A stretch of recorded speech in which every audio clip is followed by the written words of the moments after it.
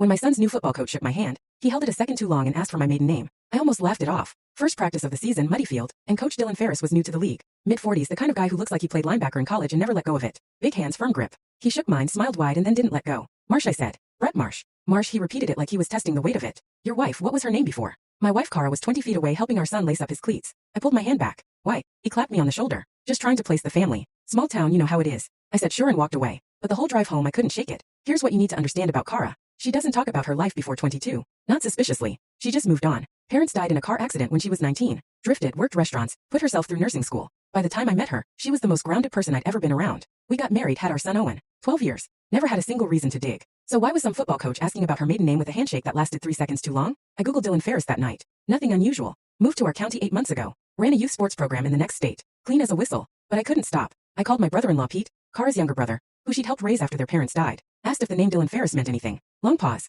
Where did you hear that name? My stomach dropped.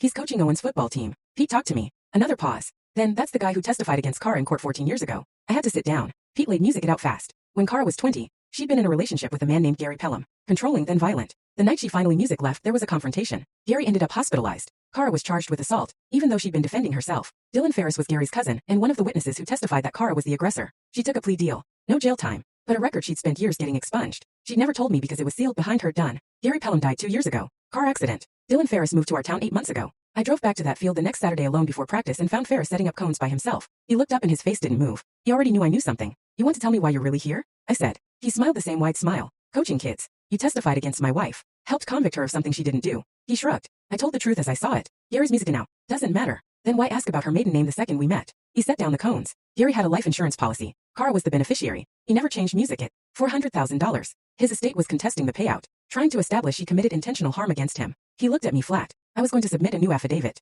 Freshen up the old testimony. I needed to confirm she was the same woman first. That was it. He hadn't moved here for us specifically. Gary's family had found him, offered him something, and he'd come to verify Cara's identity before he signed anything. The handshake. The maiden name. He was making sure before he did it again. I pulled out my phone and showed him what was on the screen. A text from Pete sent 20 minutes earlier. I found the hospital intake report from the night Cara left Gary. 2 cracked ribs. Fractured orbital music bone. She never pressed charges. I've had it for years. Sending it to her attorney this morning. I watched his face. Submitting a new affidavit right now after the surfaces would be a very specific kind of stupid, I said. I'm not a lawyer, but I guess it would make your original testimony look deliberate. He didn't say anything. My son's not playing on your team, and if I see your name attached to anything involving my wife, you'll find out what it looks like when someone actually music fights back. I walked to my car. I told Cara everything that night. She sat at the kitchen table and didn't cry, which was somehow worse. She just nodded slowly, like pieces she'd buried were surfacing in the right order. I should have told you, she said. I know why you didn't. She looked at me. Are you angry? No, I'm angry at him. Dylan Ferris withdrew from the coaching position 4 days later. Pete's attorney sent the documentation, and the insurance dispute was dropped before anything could be filed. Owen asked me why he had to switch